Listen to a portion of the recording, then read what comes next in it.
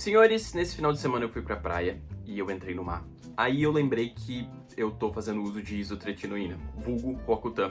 Não foi uma boa experiência, eu não recomendo pra ninguém, mas pelo menos eu fiquei ao ponto. Senhoras e senhores, deu merda. The Bluetooth device is connected successfully. Mas se você acha que isso é ruim, imagina você entrar numa floresta, filmar um documentário e acabar se tornando um conteúdo exclusivo do Datena. Bem-vindos ao maravilhoso mundo de Bruxa de Blair.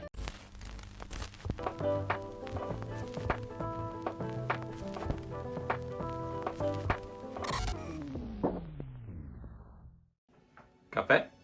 Você pode até não ter assistido ao filme Bruxa de Blair, deveria, mas você com certeza já ouviu falar desse filme. Esse filme assustou muita gente na década de 90 por supostamente conter imagens reais de um evento bizarro relacionado ao desaparecimento de um grupo de estudantes de cinema. Esse foi um dos primeiros filmes do gênero de found footage e que foi inspirado em um outro filme com a mesma ideia, chamado Holocausto Canibal. E se você não conhece esse filme, você provavelmente tem a vida mais saudável do que a minha. A ideia dos diretores Daniel Myrick e Eduardo Sanchez era de criar uma experiência diferente do que a gente estava acostumado. Eles queriam criar algo mais imersivo e autêntico. E a ideia de que o filme seria, na verdade, uma suposta gravação de um documentário sobre a lenda de uma bruxa local, mas que nunca foi ao ar porque os desenvolvedores desse documentário desapareceram, era o prato cheio para levar muita gente pro cinema. Dá pra tirar o elefante da sala e dizer que A Bruxa de Blair, ou em espanhol, La Bruja de Blair, não tem como um ponto forte a sua história. Não que ela seja ruim, ela só é simples. Em outubro de 1994, 3 estudantes de cinema, Heather, Josh e Mike, partem para uma cidadezinha chamada Burkittsville, que fica em Maryland, Pernambuco, Brasil, com o objetivo de filmar um documentário sobre uma lenda conhecida como La Bruja de Blair. Eles entram na floresta para investigar os relatos, mas desaparecem misteriosamente, deixando apenas as suas filmagens para trás. Um ano depois, as fitas do que era para ser esse documentário acabam sendo encontradas e revelam o paradeiro desse grupo. Essa história é realmente simples e você já viu ela muitas vezes em qualquer outro found footage, mas na época era algo novo e realmente foi uma boa jogada você mesclar a história com a vida real. O foco do filme não estava na história, mas sim no mistério ao redor. O filme foi vendido como algo real e por isso os diretores se preocupavam em deixar o mais verídico possível, pensando até nos mínimos detalhes. Agora, se você me permite dar um spoiler de um filme de 1999, todo mundo se fode. É um destino trágico para cada um deles e ninguém mandou estudar cinema e fazer faculdade de mentirinha.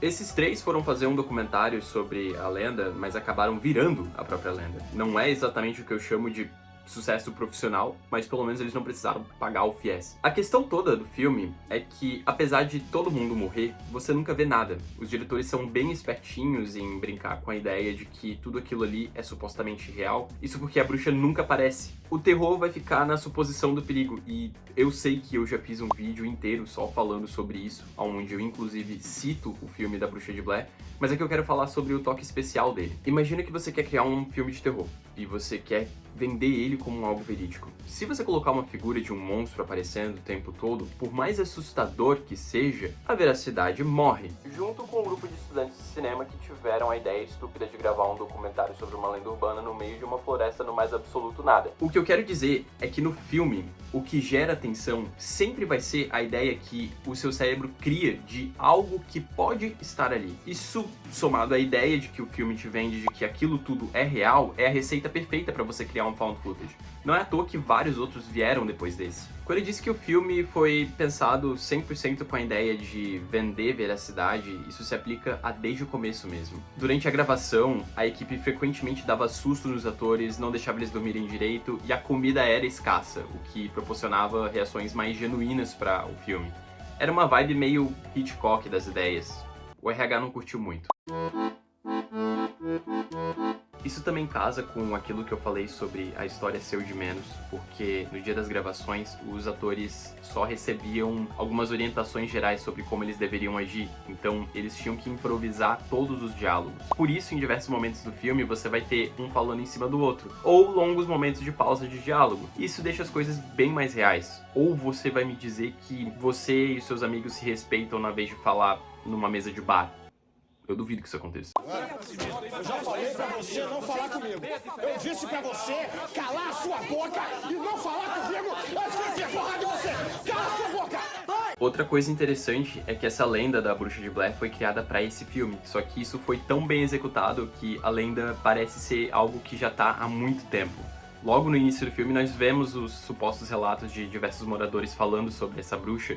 Alguns dizem que acreditam e outros dizem que não, mas é esse toque que faz as coisas ficarem mais interessantes. Essa dúvida que não está presente somente nos espectadores, mas também nos moradores. Isso aproxima mais a gente, deixando as coisas ainda mais imersivas. Toda essa brincadeirinha aí custou $60 mil e arrecadou $250 milhões, provando para todo mundo que mentir na cara dura dá dinheiro sim e que o crime compensa.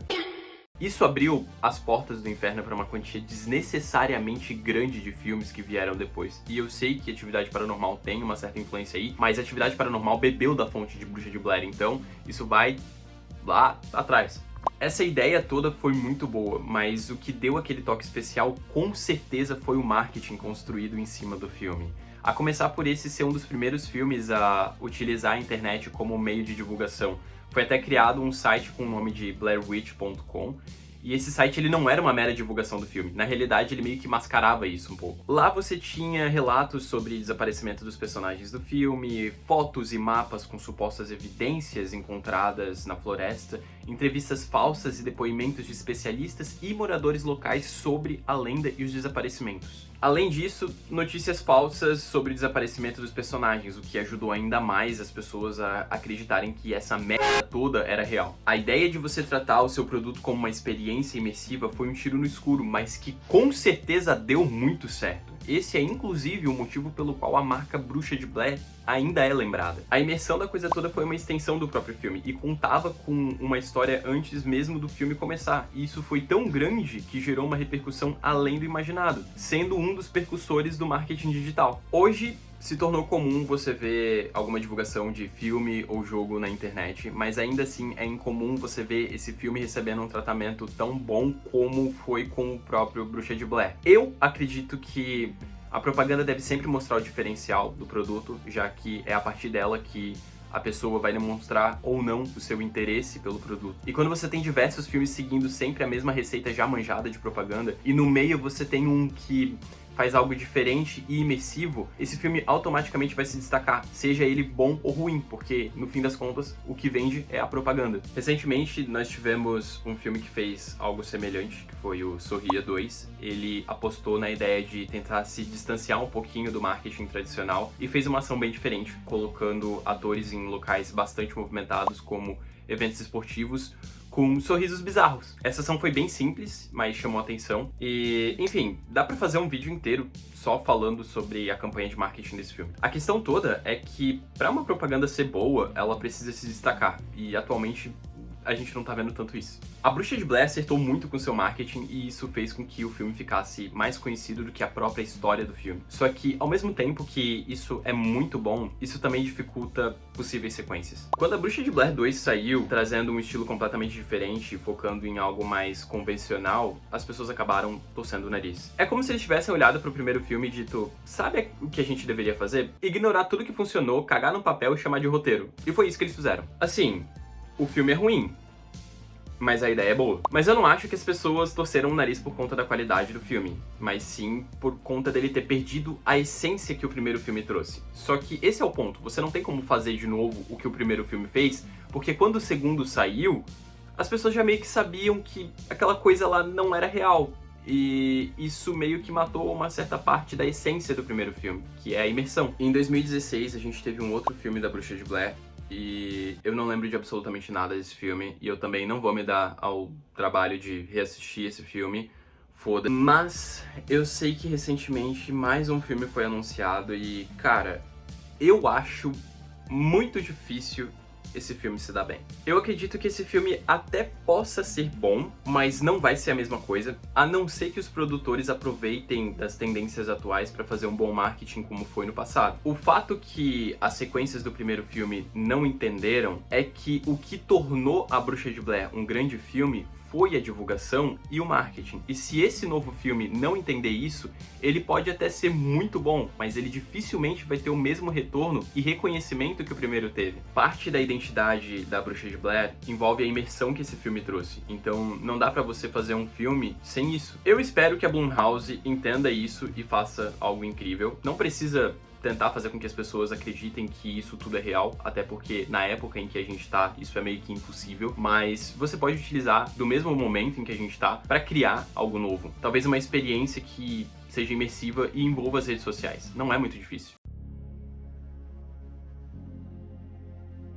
Então, pra finalizar, A Bruxa de Blair foi um excelente filme, mas que muita gente não entende o motivo pelo qual ele foi grande. O estilo diferencial da direção, imersão e marketing tornaram esse filme um grande evento e que dificilmente é reproduzido hoje em dia. Se você assistir A Bruxa de Blair hoje, ele não vai funcionar da mesma maneira, mas ele é um produto do seu tempo que com certeza virou referência e que, se for estudado por outros filmes, pode render um grande material de marketing. Ah, e se você tem um grupo de amigos que curte cinema e eles tiverem a brilhante ideia de fazer um documentário numa floresta no meio do nada, não vai. Você provavelmente vai acabar morto ou no meio de uma suruba.